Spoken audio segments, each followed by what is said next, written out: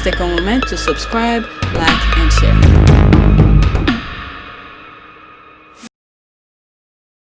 Alright, so today is October 21st and now it's in the afternoon. I was supposed to do my review for the Time 100. I did not do it. I was really busy back and forth and editing more videos in between, so never got a chance. So now, this afternoon, I'm gonna go after some tweets that I didn't do this morning, which is after the summit time talk, right? Alright, let's see. So let's start all over. This is one of the after the summit. Okay, the intelligence of this time talk episode. There's the crying, Harry and Meghan, digital. All right, there's the comment. My God, honestly, the truth, the eloquence is stunning to see and hear. I just love being on the right side of history. I thought I would zone out, not being techie. Okay, but I was so relatable and understandable to the average person. So well done. And they even mentioning, I think like in early this year, in February, maybe March or something like that. I think it was even before they left the royal family, before the 31st of March or whatever it was. They had gone somewhere in California, and that was the study that they were doing. And when I saw that, when they sort of mentioned it on the Time 100, and I was like, man, this is what it takes. This is the homework you have to do, okay, in order for you to have a good finished product. You don't just let people do things for you. Okay, I'm making reference, at someone because they were complaining that Meghan get up 5 a.m. to, calling people to do things and stuff like that. So these are the homework, the back end of stuff, the traveling you have to do to get the perspective of the knowledgeable people, the tech people and stuff like that. But Serena's husband, he's a freaking geek. That's all I'm gonna say. I don't know if people take geek as in a negative way, but I'm thinking in a smart way. He's really smart. That's what it is. The way he speak, the things, plain and simple word. You don't need so freaking technical word to make you sound like you smart or anything like that. Plain and simple word, and you understand where he's coming from. So that he cannot use, big word, but I'm just saying, for the average people, you could understand and be relatable. Like this person said, I thought I was on out, not being techie, but it also so relatable and understand. So that's what you need. All right. So there's Nina's crying. Okay. Intelligence. Yep. You have to get yourself around good people, not dumb people. If you're around dumb people, you're gonna act dumb. Okay, this was wow. Oh, I remember they sent me an email for me to give my review. I have to send my review. Watching it now, Harry is on. Oh, okay, so that's this person yesterday. Okay, time talk. Okay, time talk summit after. This is another one. Prince Harry emphasizes taking back control of the platform. True, we are not powerless at time. All right, this was so informative. That was that we are not. We have to recognize clickbait and learn how to ignore it. How do we recognize? I mean, for instance, people I don't follow, people who are negative, I don't even follow them. All right. I so agree, Joseph. What is that? How do we recognize? Just have to use your brain to. I mean, I don't want to put anybody down for saying that, but you just have to go things that make you happy. Okay? Things that make you happy, you go along with it. Things that make you sad and angry, ignore it. I told you from the get-go, I don't watch the news because it get me upset, and I find myself sometimes screaming at my son for simple stuff. So I realized the thing is you have to recognize. If you don't recognize your problem, it's hard to fix it. Okay, you have to recognize what makes you happy and what doesn't. And things that makes you happy, you gravitate toward it. Things that make you upset, stay away from it. That's plain and simple. There's no magic There's no playbook that says this is the way you have to do things. Know how you are and what you like and what you don't like. I mean, that's just my take here. I'm not a professional in this, but that's how I live my life. Even sometimes when I call family members, every single person on earth has problem. Everyone. Everybody have a way of express it. Some people learn to avoid it. Some people find ways to cope with it and stuff like that. But what? Every time I call you, okay, we start nice in the conversation, and then you have to bring some freaking things I have no control about. And I have to tell you, if you're going to talk about things I don't have control, don't call me right now or I have to go. Literally, I do. I do say that to some people in my family. Don't call me about problems that I cannot solve. All right? If I could solve it, if you ask me, I don't know, what should I do? Or how can I fix I don't know. Someone called me once about a countertop. What do they suggest about a countertop? I could help you. I could give you an idea. Put some brackets here and there, based on your layout. There's different ways you could do it. But don't ask me for problem I have no control of. Okay? And complain in my ear. And then once I finish talking to you, I have to think about it. Don't talk to me. I don't want to hear. I mean, if you're in pain, I'll find a way to help you. But problem I cannot solve, don't call me. Anyway, that was off a little bit. So I was pretty much with all of my bookmark from yesterday. So I did some before, and then I just did 2 tweets after. Now I'm gonna go in my notification and see what's up. Alright, so there's Myra. Let's see what's going on. Okay, I never read the Sun at the Sun, but your racism about Harry and Meghan is sickening. Reading an article that uses words such as exotic and the constant presumption he is being bewitched. Oh my God. The hypothesis of an unhappy marriage. This racism is absurd. Oh, what's going on here? 3 hours ago. Shit, something is going on across the pond. Exactly. The only way their prince marry her must be witchcraft. What the hell? Racist mentality 101. I'm happy they moved from that place. What? What? Are you kidding me? This is that thing now? Are you fucking kidding me? So Harry does not have a heart to love. So fucking shit. Oh my God. This racism is British.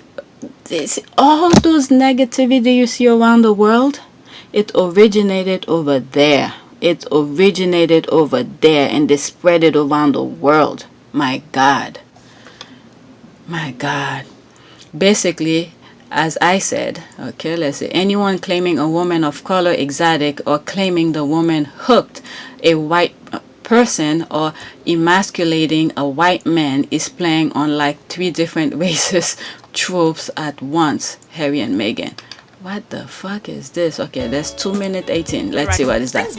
Brings me to number 2. Exotic is based on white beauty standards. The second part of the definition of exotic is strikingly, excitingly, or mysteriously different or unusual. Whether it's the way people talk about Asian women's almond eyes, the fetishization of black women's butts, or the fascination with racial ambiguity of mixed race women, the features which get people labeled as exotic are almost always in comparison to white ones. Her chocolatey complexion, her rich caramel lips, the rich olive color of her almond-shaped eyes.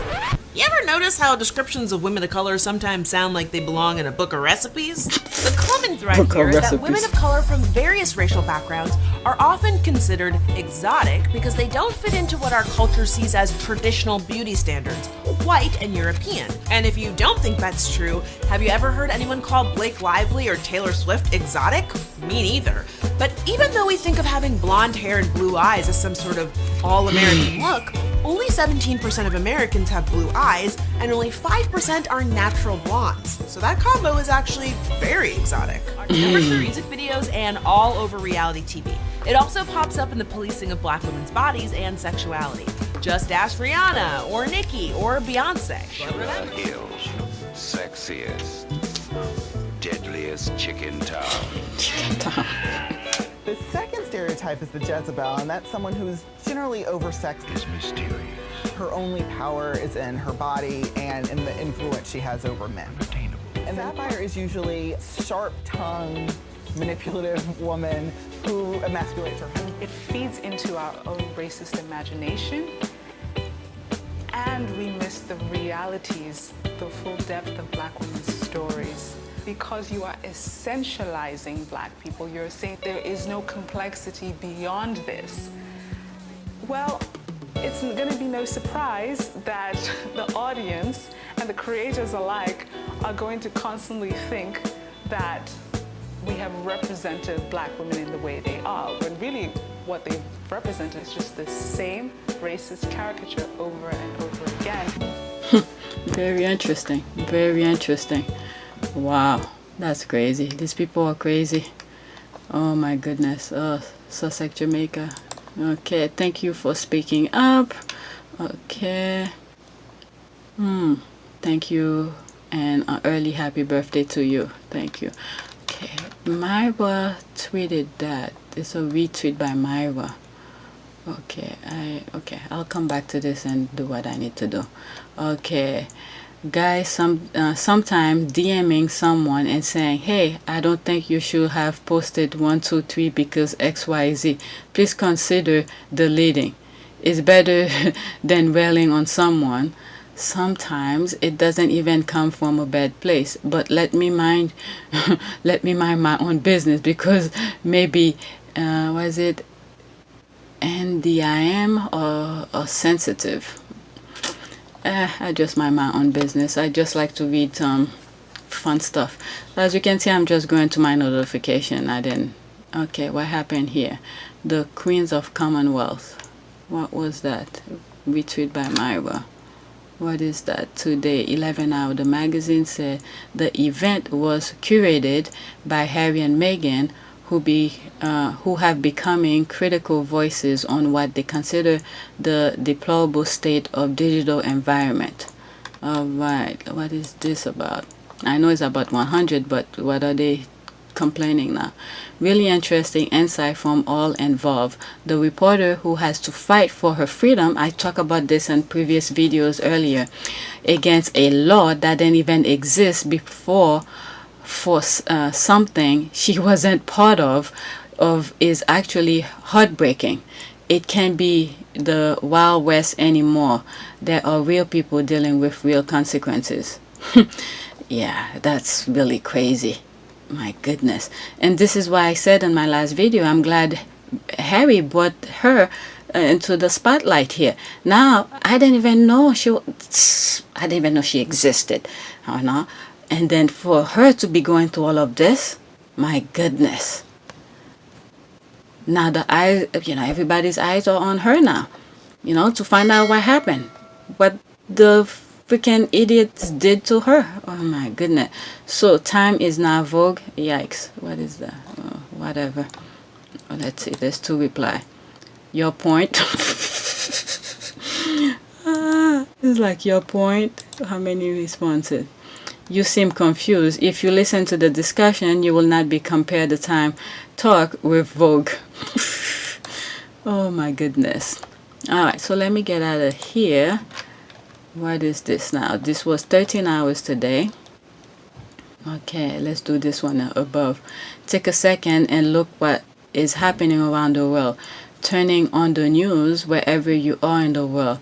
It is endless Trump-Biden rotation, which is important too, but more is happening in the world, like SARS in Nigeria, protests in Thailand. I completely shut off the news. Okay, whatever I see on Twitter, sometimes I bypass them or whatever, but on TV, when you cannot really control what goes on, okay, at least you know what time certain things come up.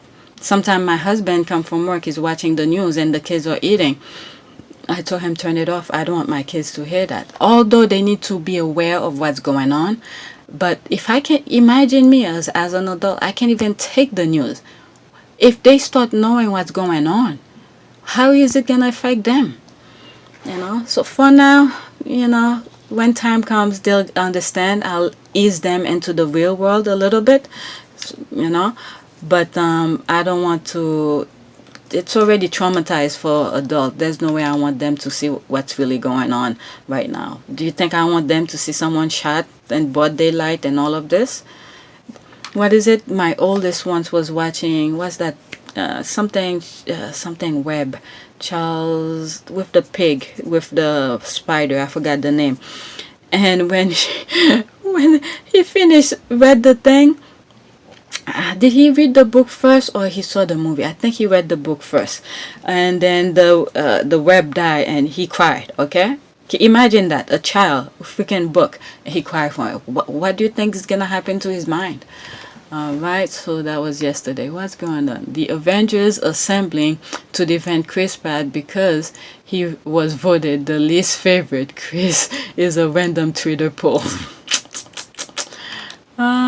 Okay, let's go to home. Okay, that was yesterday. All these were yesterday. Okay, the interaction, the way he smiled at her. Okay, that's when. Let's see. Ladies first. That's very kind. I hope that everyone comes away with one action item that they realize they can do in their own home, in their own life, in their own interactions online. Ladies first. That's very kind. So this is someone who's whatever the tweet I just read. What is it? Voodoo or some crap? They didn't say voodoo like that, but hypnotize or whatever, black magic or whatever. My goodness. What soon when those other men who's looking for real love and they see they could find, and it's already starting. There's a lot of interracial couple, and they do pretty well being interracial. There were what is it? There was this guy.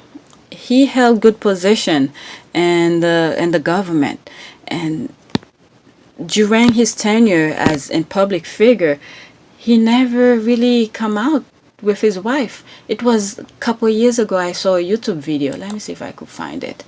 I don't even know what to call it. Politician, interracial, let's see.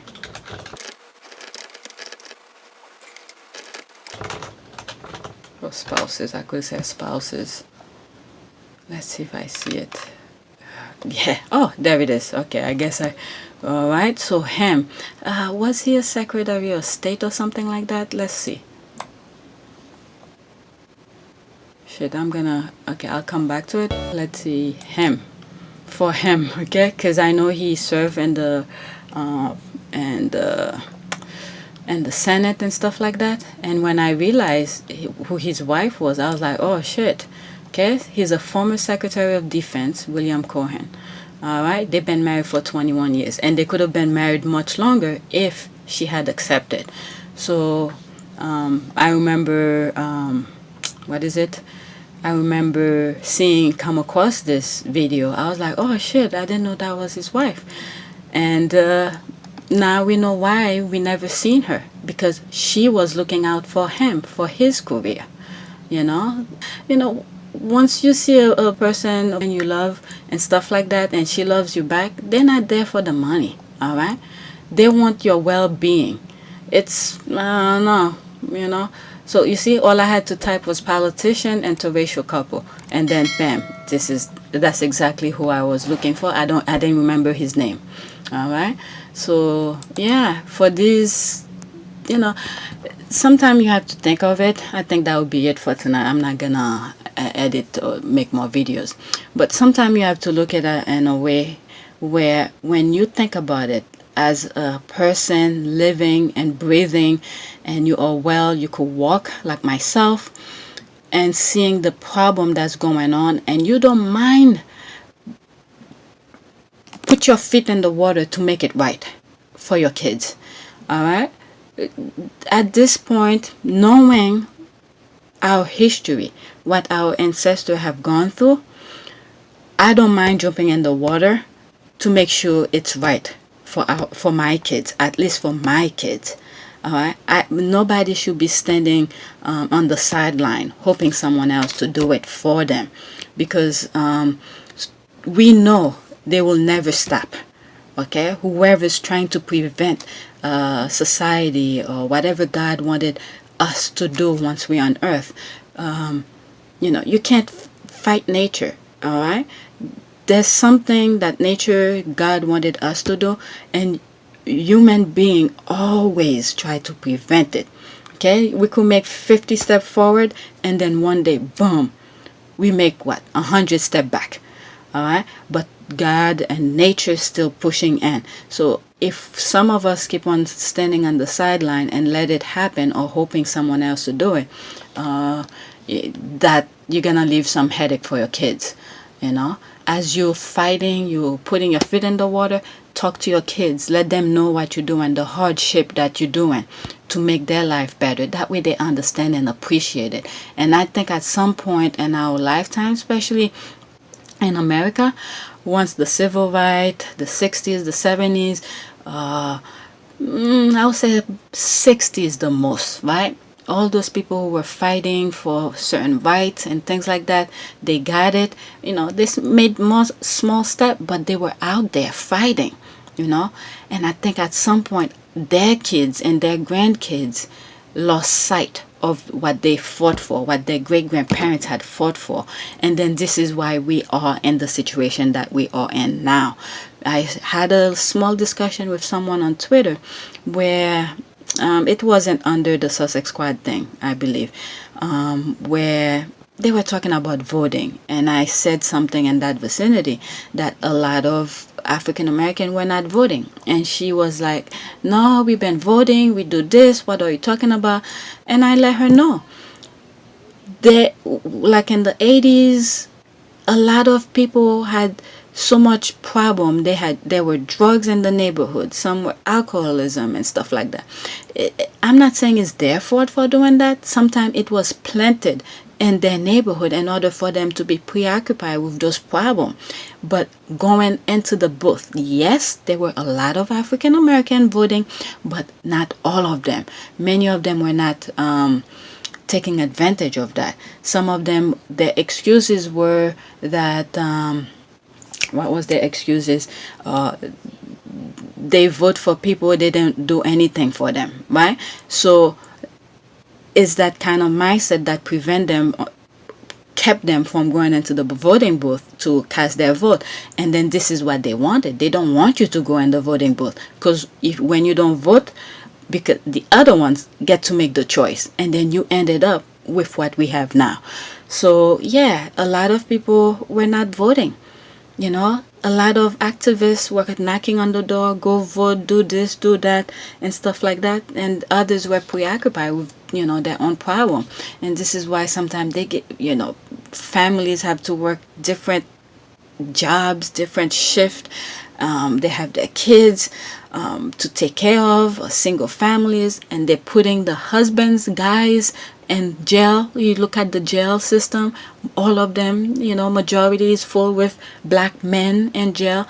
So you had single woman taking care of the household to preoccupy. Okay, this is the thing that was going on. Preoccupy where, one day, to go in the voting booth, you don't have time for this. You have to make money to put food on the table.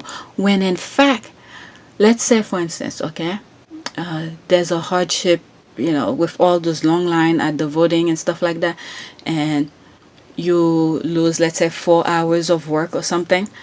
Sometimes that 4 hours is worth more than if you were to go to jail, not to jail, go to work and not voting at all. Because the voting pretty much shape the what your boss can do for you or to you and things like that. I don't know if I'm making sense in that, but if you have to take a day off or lose whatever, send payment to go vote, you must do it, because in the long run it's gonna hit your pocket no matter what.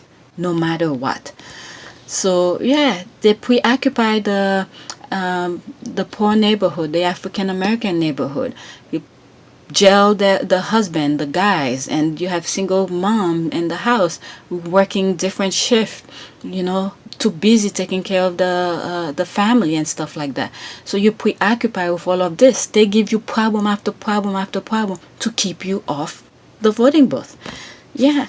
So I mean, a lot of things happen if you just think and, you know, see what's important and things like that. But the voting, I think now people in 2020, I think people sort of get the memo. You have to vote no matter what. All right. So I think that's it. I will not be. Yeah, that's it. Please take a moment to subscribe, like, and share. Let's check my. Okay, these are some stuff that I'm uploading. Then this. Okay. I'm uploading a whole bunch of stuff. So let me go on the. Just to see how my subscribers are doing right now. Subscribe numbers. Okay, yeah, this went live already. I don't know why it's still showing uploading. Alright. Monetize. Let's see. Alright, so all day it stays at 188. And public watch hours, 3,853 public watch hour.